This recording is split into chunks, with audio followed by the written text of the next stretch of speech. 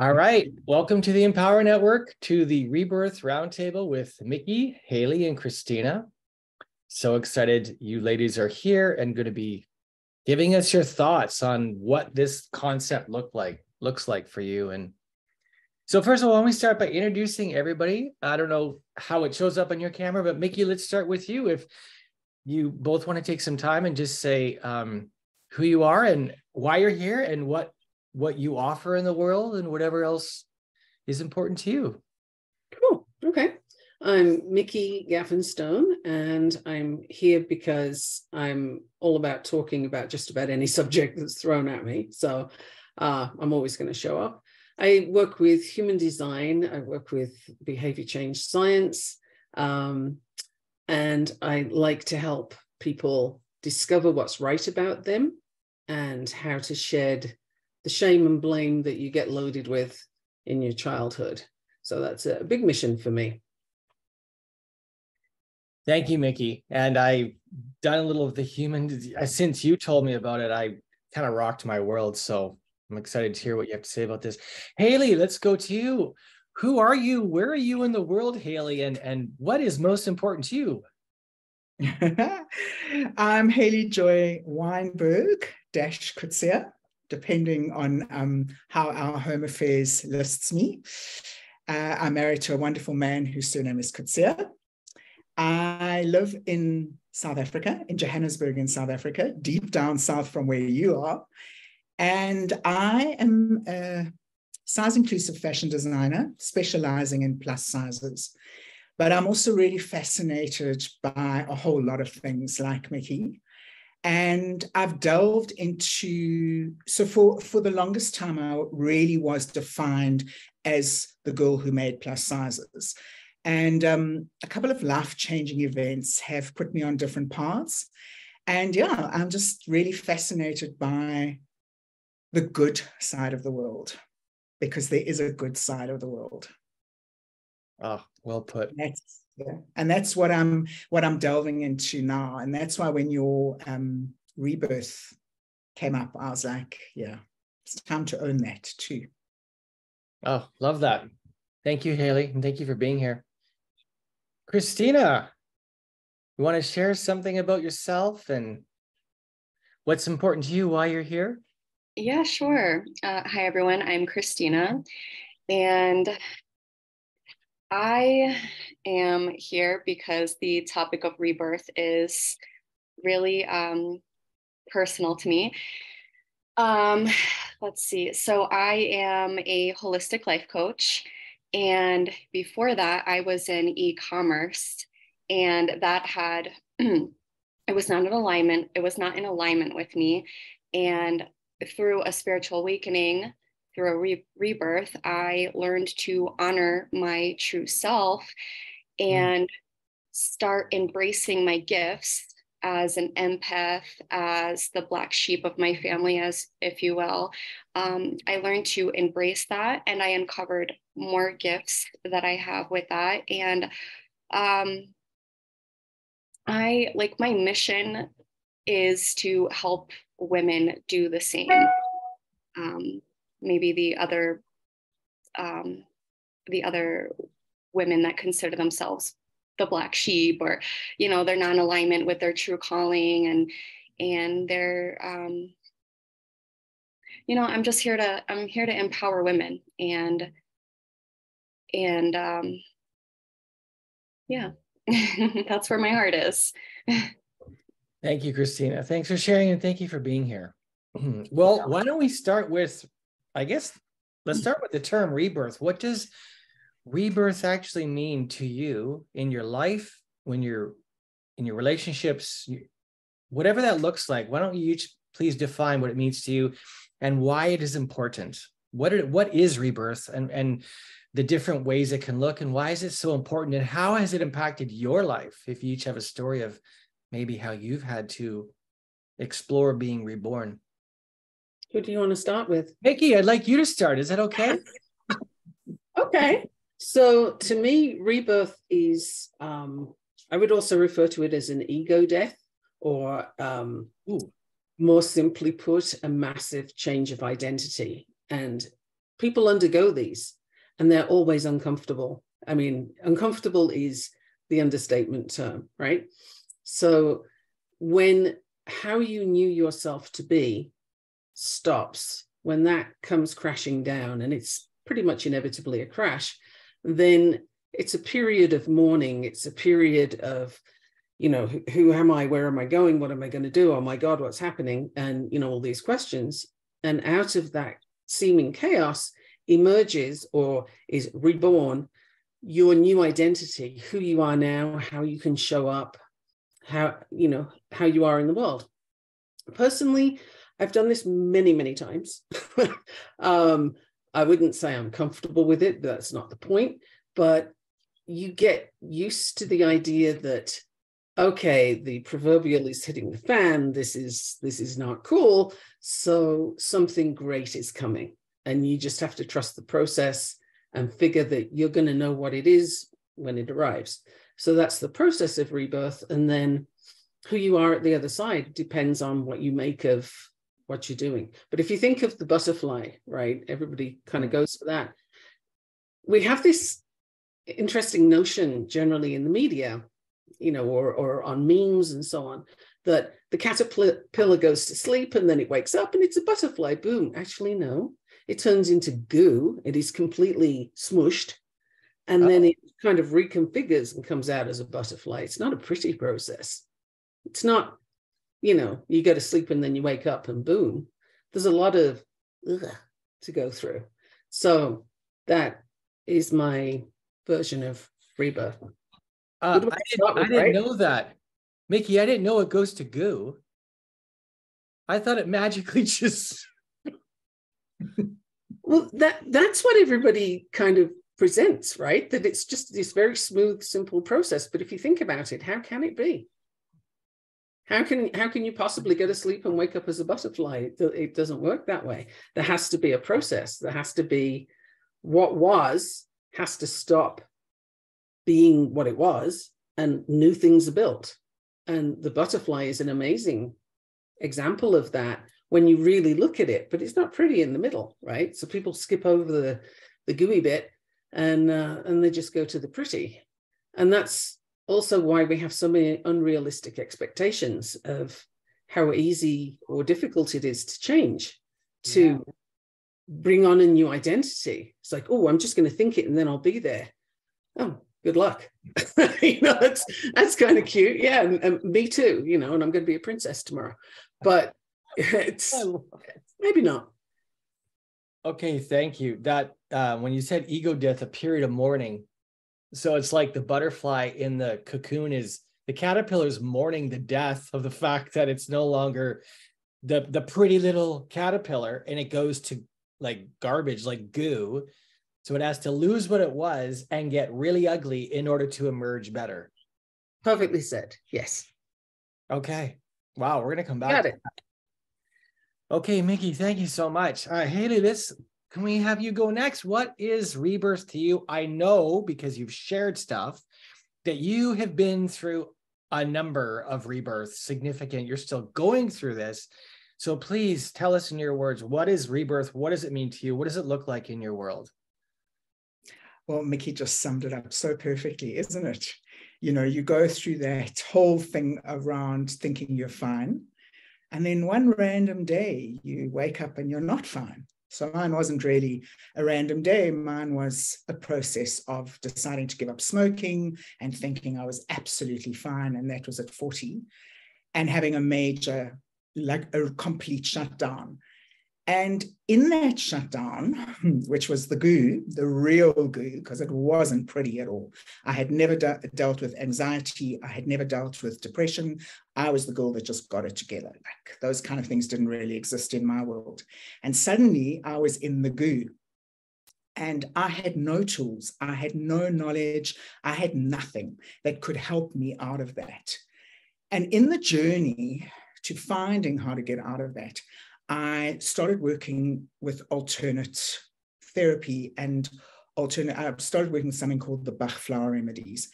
And what was really interesting for me was that I came from a really dysfunctional family in that my parents both came from very dysfunctional homes.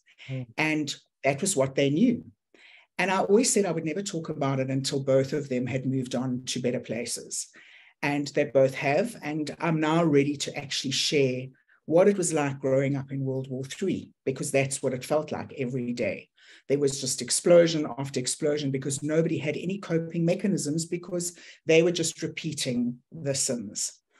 And in my journey, one of the things that just kept popping up was that I don't think they did too badly. I was good. I was successful. I hadn't fallen off the rails. However, I had some deep-seated problems that I didn't know how to identify. And in the breakthrough moment, which was a long time after the goo, I had a moment where I realized that I could become undefined from how my parents had chosen to live their lives. And that was the rebirth for me. That was the powwow moment where I went, okay, I think they did a pretty good job. They did the best they knew how. I don't need to live the rest of my life blaming them. I need to now go and make my own path and choose my own battles and choose my own light and my own dark. I cannot carry on living my life going, oh, well, I grew up in World War III. So, this is because that is how I responded to situations, because that was my norm. And I went on this enormous journey of uncovering how to unbundle that and become undefined from it. And the rebirth was amazing, because I saw the light, I felt the light, I brought the light into my own home, and I made some really, really hectic choices. I got rid of toxic people in my life who were there because they enjoyed the drama. They didn't like me when I brought the light in. And I just had an amazing 7-year journey of uncovering me and making choices to live my own life how I wanted to live it, not to be defined by how my family had chosen to live their lives.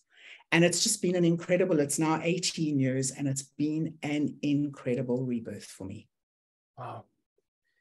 Thank you, Hayley, for sharing. When you said that I could become undefined, from detached, no longer associated with what your parents, that is so easy to say.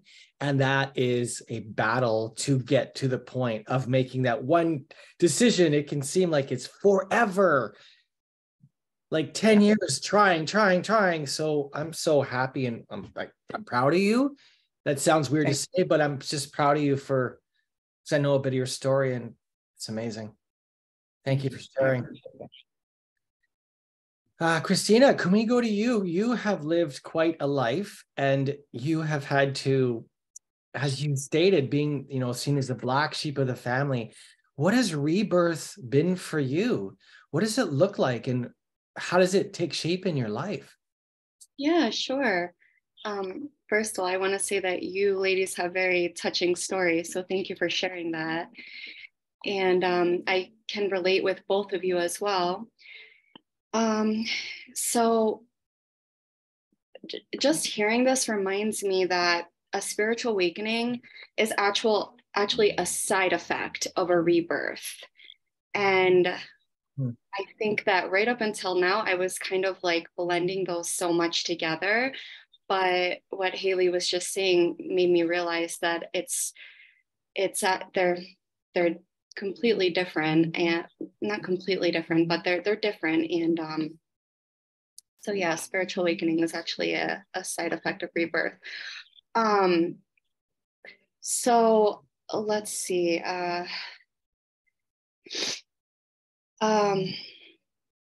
think that rewiring the subconscious is very necessary in terms of rebirth, and so that ties in with healing. And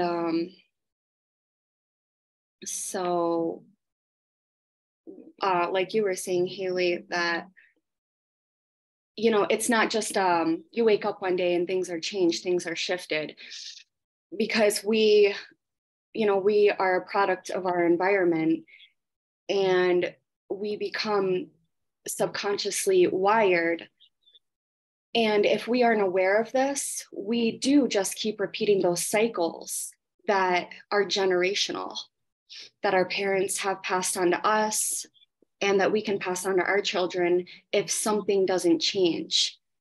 And what triggers it in each of us is different for each of us. It's individual, but it's our birthright as spiritual beings living in a human body. It's our birthright to break out of those cycles, break out of that paradigm. And if you can imagine yourself like literally breaking out of a paradigm, literally breaking out of a cycle and starting over in a rebirth. And it's not just one and done, it's multifaceted, it's leveling up each time. And the universe will test you. And that, once I learned that and accepted it, I approach challenges completely different today than I ever have. I no longer see a challenge as, you know, with a victim mentality. Why is this happening to me? You know, get upset about it. No, I see it as actually an opportunity.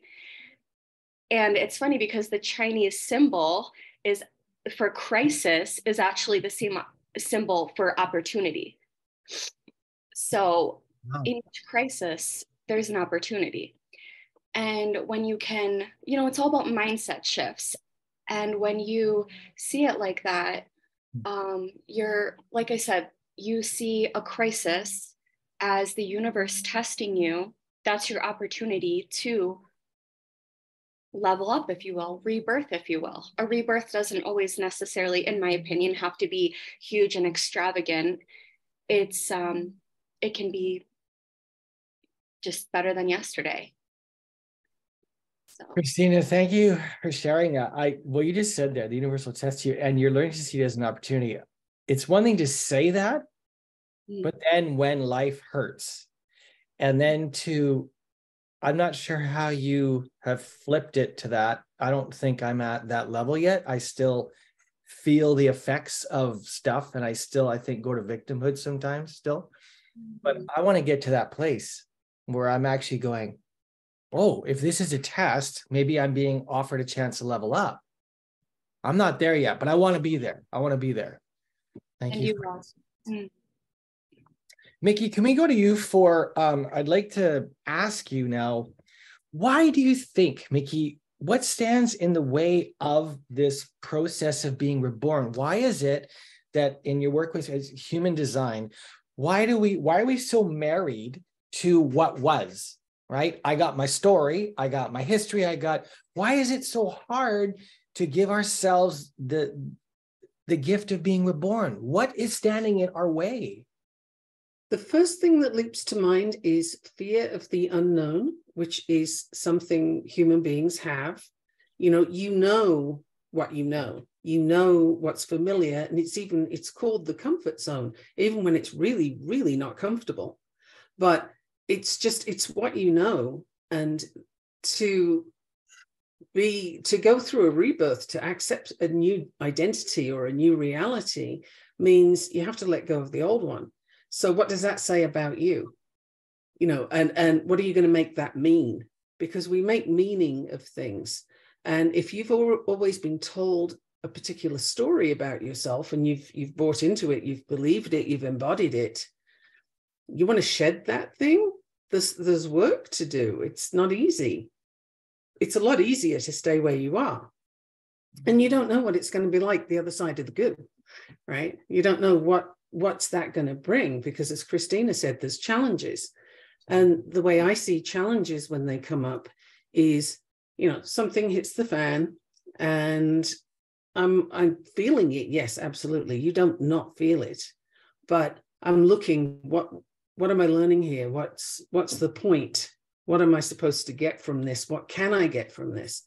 And where I'm at with that is, if you're going to go through an uncomfortable period or a really miserable period, you might as well find the lesson in it. You might as well find what the point is, because you're there anyway, right? But that takes a certain way of thinking to be able to do that. And it's an awful lot easier to take a victim mentality and just say, oh, my life sucks. Everybody's miserable to me. You know, I'm going to go and sit in the corner and eat worms.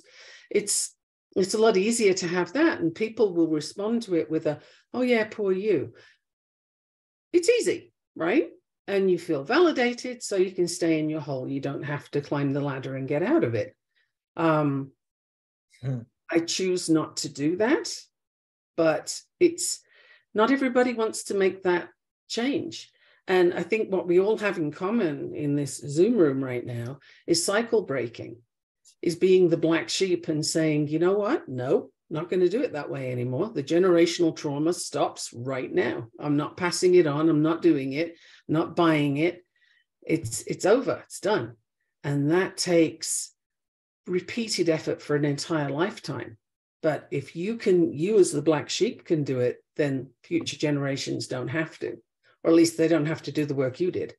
So you kind of have the big motivation as well. Does that answer the question well enough?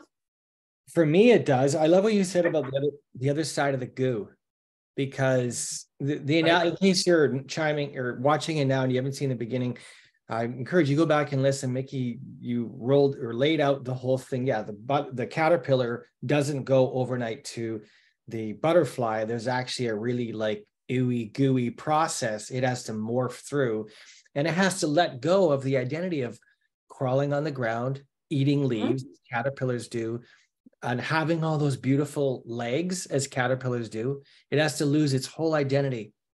And whether it was a fuzzy one or it wasn't a fuzzy one, and it has to sit in that place. So it has to have faith that it can fly one day. And here's another thing. What if the caterpillar thought it was going to be a butterfly, but actually it's a moth? Now you've got a whole new way of looking at things, right? And if we're going to stick with that metaphor, you might be anticipating ending up over here, and actually you go that way. That wasn't what you thought at all. So now you have another shift to do. There's another sort of, oh, okay, not what I was expecting. Fine, roll with that. Possibilities are endless, and that's kind of scary too, right? Depending how you frame and the story you tell yourself about possible, it's all exactly. It depends on where you're coming from. Thank you so much, Mikki. Hayley, can you talk to this? Because you've been walking this out a number of ways, a number of times. What did you find was standing in your way, right? Because you had all this stuff from your parents, from your past that was trying to keep you as that person. What have you found? What was the biggest challenges you found as you were stepping forward, inch by inch, into this rebirth? What did that look like? What did you have to confront? So for me, it looked like I had to accept and understand that I wasn't going to be able to change anybody else. I had to change me.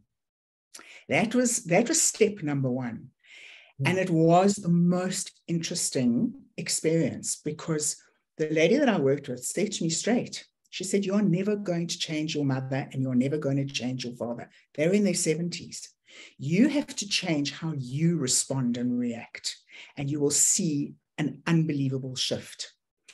And I then got introduced to the very simple phrase, the law of attraction.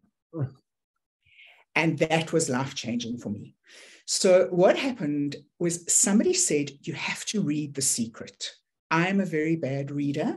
I have a very low attention span. So I need quick and easy. So what I do is when I'm told to read something and I know the person and I know that they really mean what they're saying and I have to listen, what I do is I take the said book, whichever book it may be, and I just open it. And on the page that I open it, that's what I read.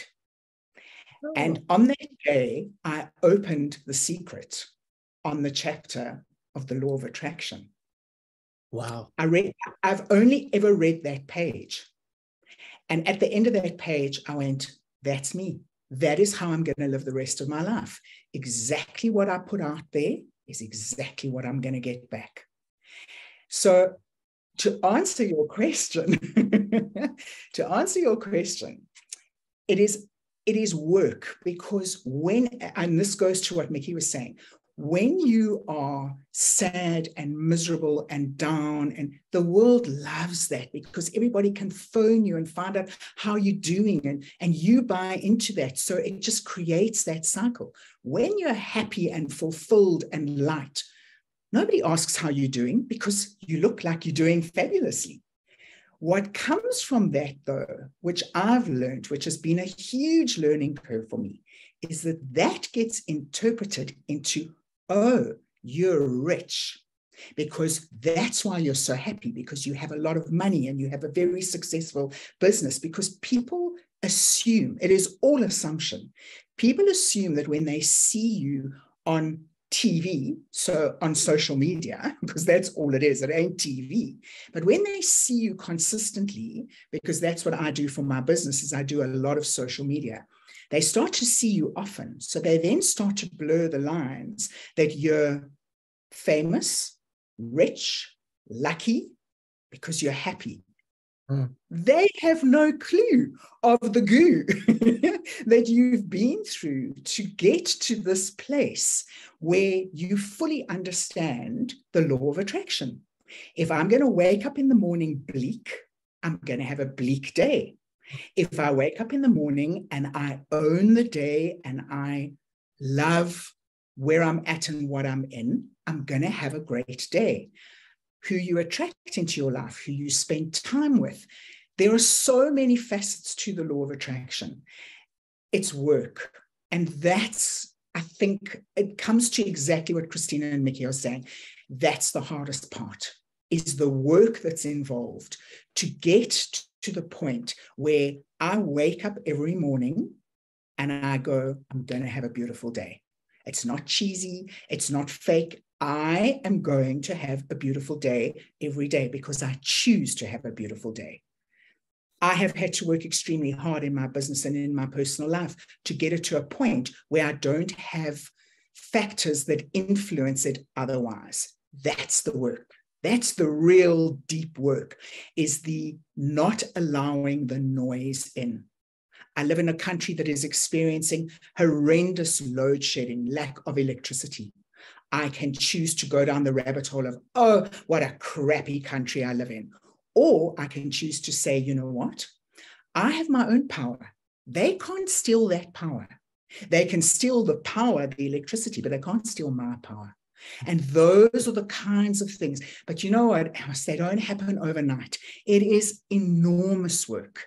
And Mikki will know, because that's what Mikki is involved in. It takes so much guts to own your space and to not buy into shame, poor me, because it's much easier to be shame, poor me than it is to be content and happy and at peace within yourself.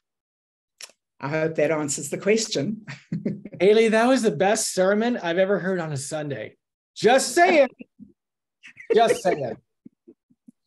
I have to give you mad props. Number one, no clue of the goo you've been through. That's so awesome. But you blew my mind when you said, okay, just the way that you gave yourself permission to read a book and not follow the rules and start at the beginning, and you just open it up and you gave yourself permission to engage with a book the way that you want to engage with a book, or engage with a business, or engage with fashion. I just find that so fiercely bold and inspiring, because how many times am I probably following the rules because I've been told to, and you just are like, boom, this is what I'm doing. Yeah. It's inspiring. Can I share one other page from one other book? So the second book that I was introduced to was a book called The Monk Who Sold His Ferrari.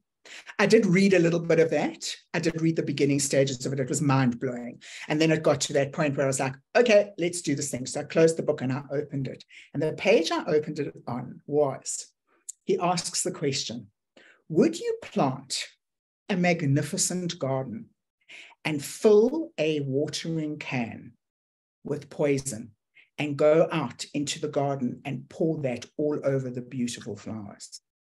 So why are you consuming poison, news, toxic people, etc., etc.? And that truly blew my mind as well. And I often, when I'm in situations, I have a really beautiful garden that I've nurtured, and I picture my beautiful garden and I remind myself about the poison in the watering can.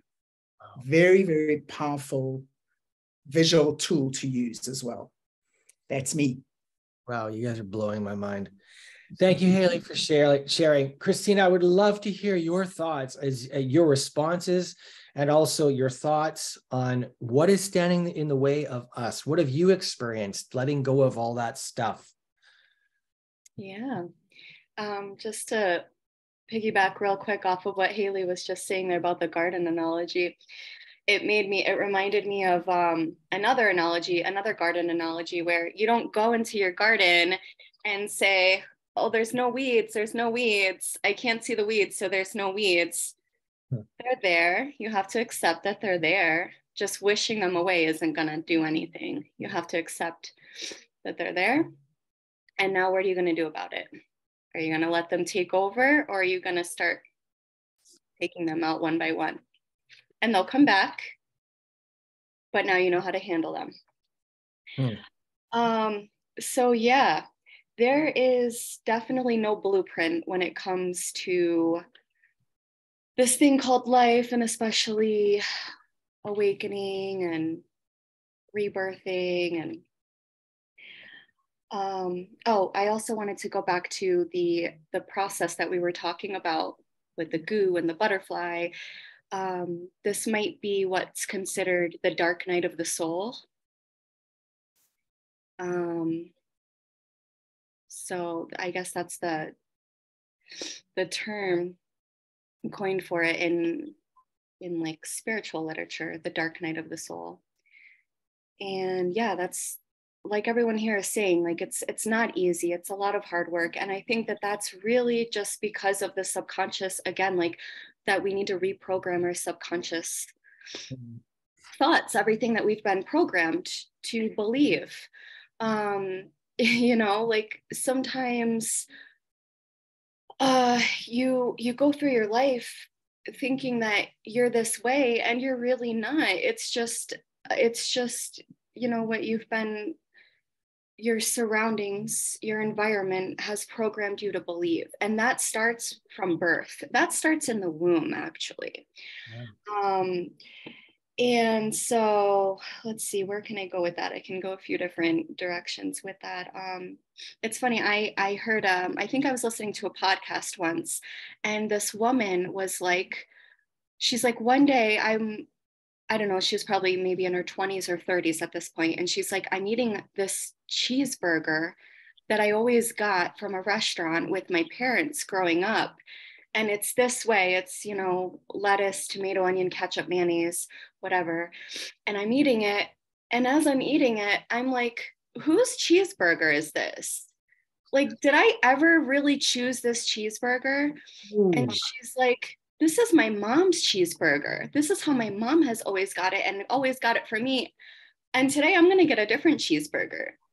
And just like that, that can trigger what we were talking about, the unraveling, because, you know, the unraveling, you really do have to unravel the parts of you. You have to kill the ego, go through the dark night of the soul. Because if you don't, there's a lot of philosophers, can't think of the word, that say that if you don't kill it, it's still there. Like the only way is to completely annihilate those aspects of yourself, or else you're not going to get there. So I guess another thing that can tie into that is that, yeah, like I think we were mentioning learning lessons, or else they're going to keep coming up. And I don't know, it is kind of interesting to wonder, for us Black sheep, why us? You know, why didn't it happen to our parents? Why weren't they the ones to break the generational cycles? why us? And I don't know about you, but for me, I've always felt this as long as I can remember, being the different one, being more empathetic, and just being so different, thinking different, I think I'm an old soul. I've always been like wise beyond my years. And it's like, what, really, like, why us? What, I think it's a matter of, because we all have we all have free will, right? So I think it's the path that we end up on is a conjunction of we took a left here or right there. Now here we are, and we get to a point where we've grown spiritually and as a person. And that's what can lead to someone to decide that they're going to embrace this journey of rebirth and of out with the old, in with the new. Thank you, Christina. I love what you said there about whose cheeseburger is this? That is profound.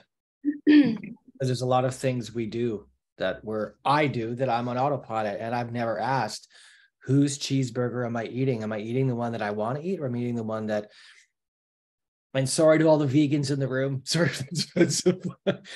Okay. Thank you so much, Christina, for sharing.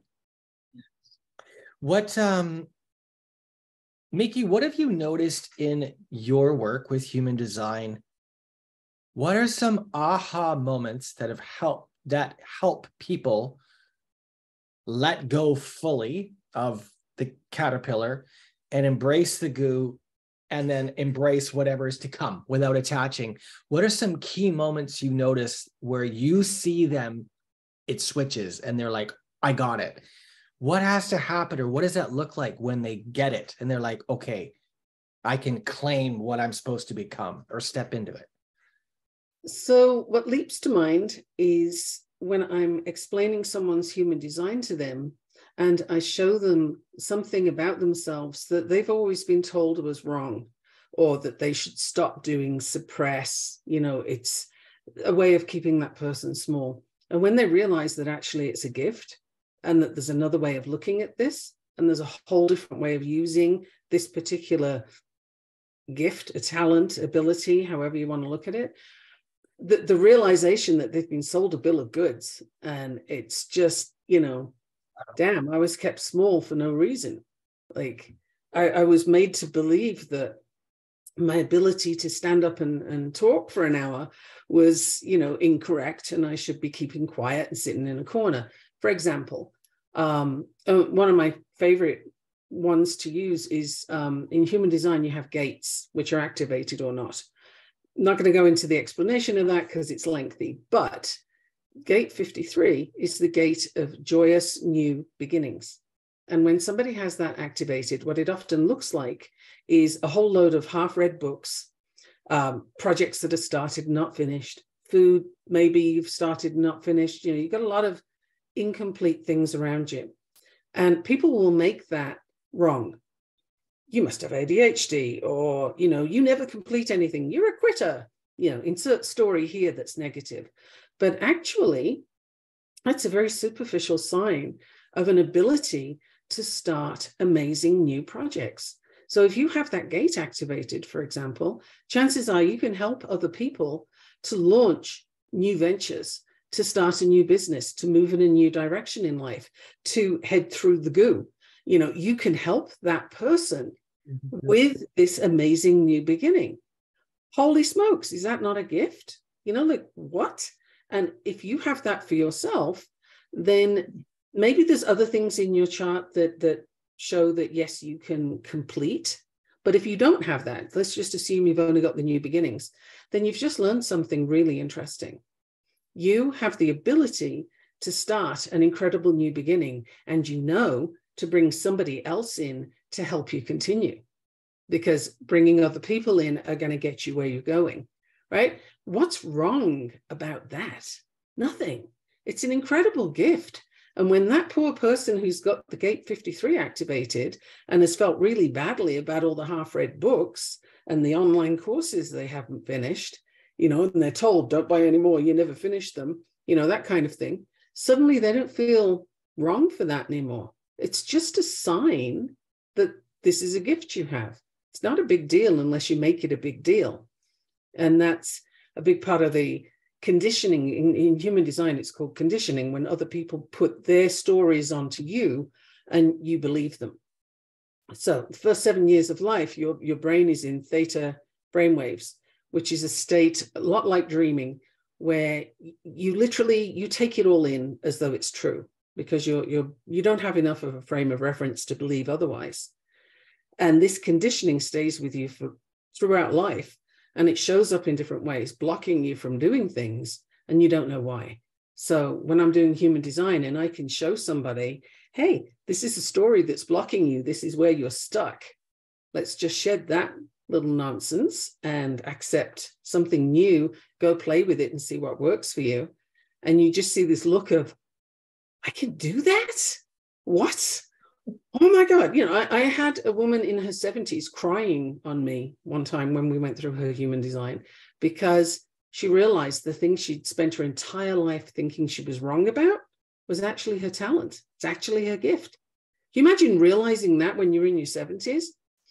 Like, I was made to believe that was wrong my entire life. And now I'm here realizing that it's my gift. Wow. You know, that's simultaneously amazing and horrible, right? Like, it's just, wow, what a thing to deal with. Wow. Thank you. Thank you for sharing that. You're welcome. Yeah, this is the best church service I've ever been to. Just say it on a Sunday. Hayley, can you please, because what Mikki's talking about, I know a bit of your story because you've shared. Because how did you do practically what Mikki's talking about? Because I know you've done this. You let go of all this and you fully embraced who you always were. How did you do that? Gate 53. I flipping love it. Oh my word. Gate 53 is my gate. That's me. Like, I have a gazillion things on the go. And for my whole life, until the rebirth moment, I really thought I was just scattered. And that's what everybody told me, that I was scattered. So I felt useless. And then I discovered I was a multi-potentialite. And I obviously was at gate 53. and I had this moment. So thank you, Mikki, for gate 53, because it is so powerful. I mean, that's a whole conversation. I think you need to do a round table of gate 53. I really do. Yeah, it's very cool. So what I want to share with you about what happened to me in my rebirth and the path I chose to follow was, what was so interesting is that I discovered this love for the small world in nature. I started chasing bees in my garden to take macro close-ups of them. I started discovering things about flowers and vegetables and leaves and sand and all good things that grow.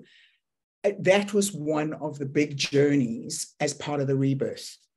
And what happened is I started to share that, just because I was so in awe of what I was discovering. And I realized I'd been dead for 40 years because I never even knew about those things. I suddenly was loving spiders. Like, I follow spiders all over. I would never destroy a spider, because I first need to get up close and personal and see the hair on your legs and see your eyes. And I started sharing that. And that, for me, is the wonderful power of the positive side of social media, is I started sharing that on Facebook and Instagram and on all the platforms. And suddenly what's happening now is I now have women in my space. I have men in my space too, that are sending me photos that they've taken because they've noticed the flower. They've noticed the lichen pattern on a tree. I never knew that could happen. I never knew that I could evoke that in other people, and I could actually switch their lights on. So what I now do is that whenever anybody goes, oh, you're so amazing, you're so positive, how are you always so positive? I tell them two things. I say, Go out tomorrow morning, put your bare feet on the wet grass, and have a conversation with your universe. You can't ask for $1 million, but you can ask for assistance. You can ask your universe to hold your hand and walk you through whatever quagmire you might be in to come out on the other side as the butterfly. So that's the first one, which has unbelievable results when people start to understand the universal connection and how simple it actually is to just ask, have a conversation, introduce yourself to your universe, and then start to notice what is around you. Grow something. I get people growing things. Grow something. Buy a little pot, buy some soil, and buy a seed and put it in the pot and watch it grow. And watch how life comes together from a seed.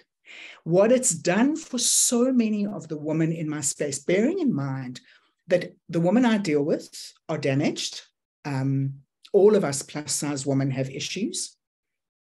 Lots of us embrace it and say we're okay, but underlying there is something there. And I take them on this journey to stop focusing on how terrible they look, because that's in their eyes.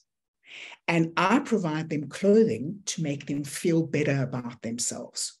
So when I get introduced at a business meeting as, oh, hi, this is Hayley-Joy. She's the lady who makes the fat clothes.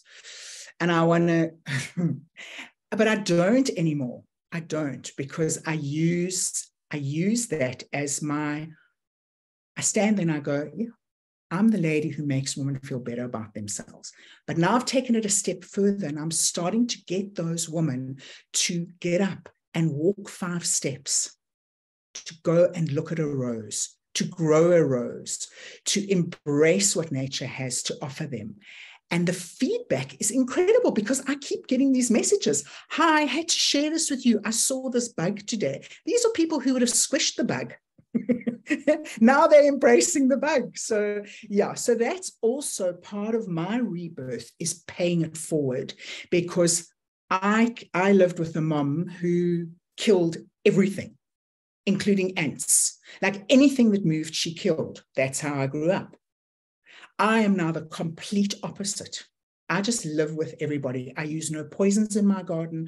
I don't care about the weeds. I don't care about the snails. There is a place for everybody and everything within my world. And I'm paying that forward and sharing it. And I think that that's also a very important thing about rebirth, is to not just go through the process of rebirth and then stop there. I think the next evolution of the rebirth is to start evolving that into more than it just being about you. Wow. I feel like there should be a choir. I feel like there should be a choir. Anyway. Just something. I think it's you, actually, just between you and me. I think it's something about your energy that brings out all these fabulous things. Because, I mean, both Christina and Mikki have also like it. I mean, Mikki, gate 53. Sure. Yeah. Yeah. Well, yeah. We're all just contributing fantabulously, which is probably not a word, but Hayley, I refuse to follow the rules anymore. And so I'm going to open the book and just go, what am I reading? And so I'm using fantabulously, whether it's a word or not.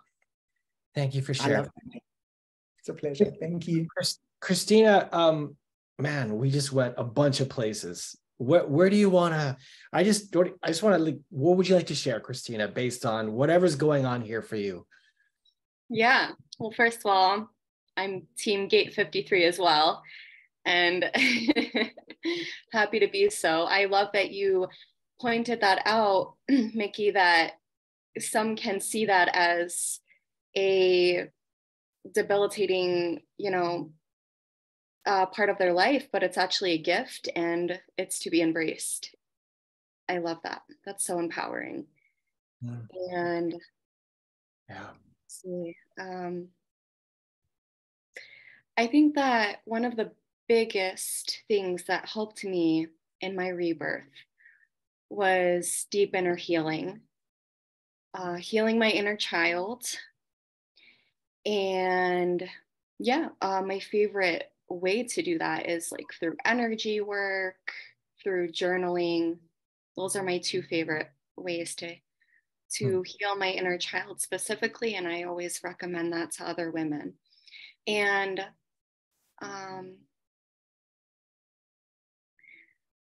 I guess going off of that, one thing that I would also like to point out is that because Hayley, you were talking about how it seemed like your creativity became more awakened. And I don't know if you did any inner child healing work, but when you do, at least from my experience for myself and others, when we make our inner child feel safe again, our creativity comes alive again. It's probably like it's tied in, you know, when we're children, we're more creative. And so if our inner child is in need of deep healing, it's probable that our creativity is, you know, not where it can be. So that kind of reactivates our creativity, and therefore, you know, we're doing all these projects, right? We can start writing books that we've been thinking of, doing art. You know, we might have thought that we could never be a painter, and here we are painting again, and it's a beautiful thing. So like I said, I really vow for healing the inner child. That's helped me tremendously on my path, breaking cycles, and therefore being able to parent my own children. We also learn to reparent ourselves when we heal our inner child. Mm-hmm. Yeah, where else can I go with that?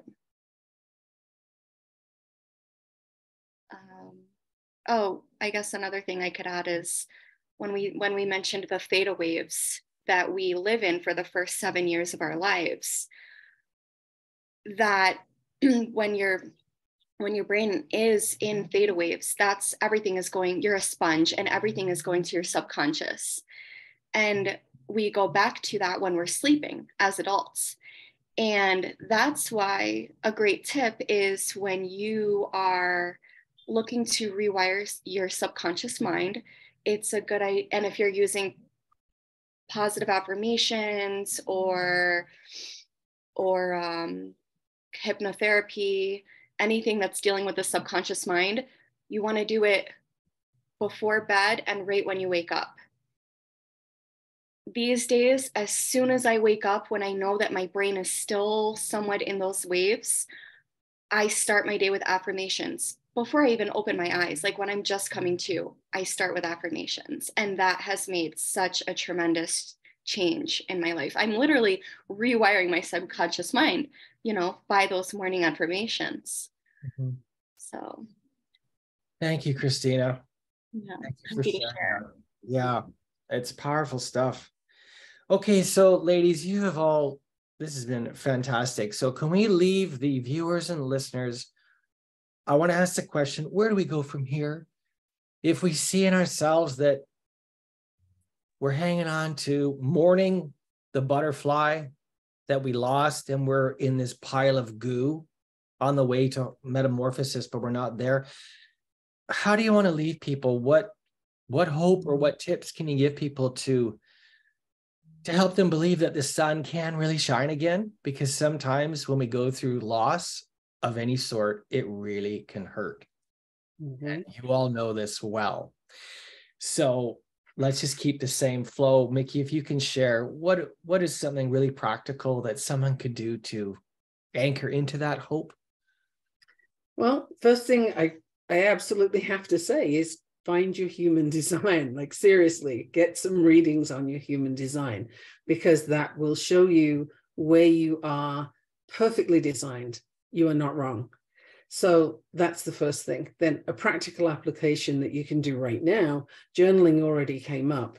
And what I think is very helpful, depending on where your sticky part is of the day, right? If you have trouble sleeping, then do a gratitude journal before you go to sleep.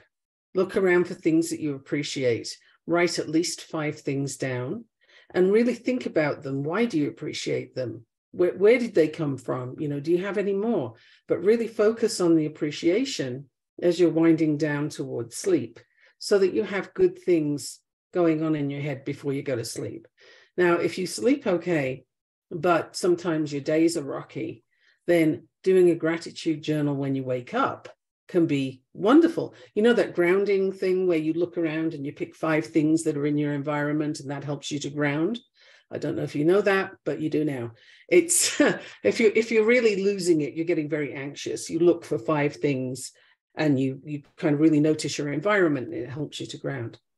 The gratitude journal in the morning can be 5 things or more that you really appreciate and that you're looking forward to in your day, that, you know, what can be amazing about today?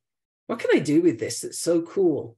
What am I going to make happen today? You know, and depending on how you want to look at it, but the more power you give yourself in how your day is going to be, the better your day is going to be, because putting your power externally is where everybody's problem lies. If you rely on other people to make your day good, you are so shafted, it's not funny. Hope I could say that. Anyway, I just said that. So that's what I would recommend. I love what you just said about putting your, can you just re-say that? How do you say it? Putting your power. You need to keep your power for yourself. It's intrinsic. So you're relying on you to make your day amazing. And basically writing that gratitude journal is a plan. How am I going to turn this into an incredible day? What am I going to get from this? It goes back to the lessons I was talking about earlier. You can be in the middle of something awful, but there's something good in there that you can get out of it. There really is. You know, whenever there's a forest fire, seeds grow up that needed the fire in order to be liberated. So, you know, there is something good there. And if you could journal about that, you're really making it happen. You're putting it out there that this is coming. If you rely externally, if you rely on external validation for your day, for your identity, for your anything, then you're in trouble, because that is not reliable. And it's not fair to ask somebody else to validate you. If you can't do it for yourself, then what are you doing? And, you know, another key there is, you know, if you have a poor self-opinion, but you're looking to other people to boost you, well, you cannot rise above your opinion of yourself. So if your opinion is low, that's where you're staying. So, you know, there's a bunch of things to work on. But the journal, really easy. I recommend it. Mikki, I love what you said. At the end, you just gave us you gave all of us a 1-2 punch combo. It was like, ow, ow. That was amazing. I used to teach boxing. Well, I felt it. Just say it. Hayley, now you are doing these things. So practically, what are some tips you can leave? You've already given tips, but how would you like to close this out with the people that have watched? What would you like to leave them with? And yeah. I think first is to unsubscribe from what doesn't serve your soul. However, there are lots of people who don't know what doesn't serve their soul, because it's so dark and it's so gloomy and it's just so overwhelming. And I think when I realized that I needed to stop judging and I needed to start supporting, that was where it shifted for me, because it's very easy to say, you should do this, you must do that. But you have to understand that when somebody's in a really deep, dark hole filled with goo, like they need a tip or two. So the journaling, Mikki's journaling, yes, definitely. But there are little things that those of us who have come into the light can actually do. So on the 1st of January this year, I had a moment with my universe where I got a very clear message that to choose my word of the year was just silly, because I was just going to be repeating the same word the whole year. And I had this moment where I just got this message that I needed to do a word a day for 365 days. Now, you have to know that as a multi-potentialite, I get bored very easily. So I'm very good at coming up with these brilliant ideas, but then like 10 days in or 20 days in, I can be like, oh, like, I don't know if I really want to do this anymore. The message was very clear. Put the words together, go out at a similar time every morning and just put it out with no expectations. Like I started a WhatsApp group, I closed the group. Only I share to the group and that's it. Nobody needed to respond. Nobody needed to say thank you. No, I didn't want to put pressure on anybody. I just wanted to give them a word a day. We are on day 106. Do you know we're on day 106 of the year already? I mean, it's crazy. Yeah, it has been mind-boggling what it has unleashed. I have people just using the word to guide their life for the day. I have people journaling with it. I have people using it in art. I have people using it in groups. I have church groups using the word. It is just phenomenal what it has unleashed. What is the message in that? The message is that when you are at the place of peace in your life and you are open to receiving messages from the universe, best you actually listen and do something with them, because the good that you can do and the lives that you can influence who just don't have the tools yet. But when they're watching you and they're seeing what you're doing and you are the beacon of, oh my word, look where she's come from, look where she is, I can get there too. And yeah, that's for me now, it is just about sharing the joy. That's where I'm at the moment. So yeah, and I have two takeaways from this session: Goo and Gate 53. Thank you so much, Hayley. This has been so, there's a bunch of comments, but Jennifer just said powerful insights and messages shared here today. Thank you so much. Thank you all so much for sharing. I would agree. This has been, wow, this has been a powerful. Leslie says, I love the 365 word of the day. I vowed not to should on myself or others for 3 years ago. That is beautiful, to not should on myself. Bronson, hello. Thank you so much. Christina, what are some thoughts, any closing comments or thoughts you have about what's happened here today? Any takeaways? What do you think? Yeah, I'd like to just finish with this message that you are not what you've been programmed to be up until this point. When you lean into that power and are able to realize it for what it is and make the decision to reprogram yourself, that's where the real power lies. And nobody here is more special than anybody else. We all have that innate power. Again, it's our birthright. And you just got to tap into it. You know, there's some learning of the tools, and it's going to be different for each and every one of us. Some of us find ourselves able to use nature. We're more in touch with Mother Nature to really tune into that innate power. It's going to be different for each of us, but we all have it. And just keep in mind, you know, for anybody that's still at a place right now where they feel any sort of stunted growth or victim mentality, just believe that you are really not what you were programmed to believe.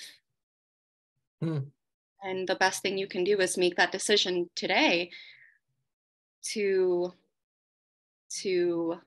rebirth. Thank you, Christina. I gotta say, today you remind me of Trinity from The Matrix.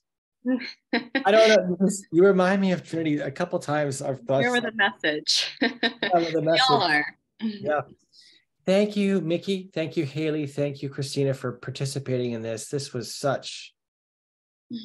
I again would say it was my favorite church service I've ever been to on a Sunday. So I sincerely mean that. Thank you for having us. Like, this It is was a lot of really, fun. yeah, it's really cool to unpack, especially where we are on our journeys, you know, and to be able to hopefully influence somebody who's just starting out on their journey, and to also just kind of switch the lights on for others that are maybe on the same, at the same point in their journeys as we are, about paying it forward, about sharing it. I do want to say that off our last interview that we did, Mikki, your name was in the comments, or you commented on my interview with Amos.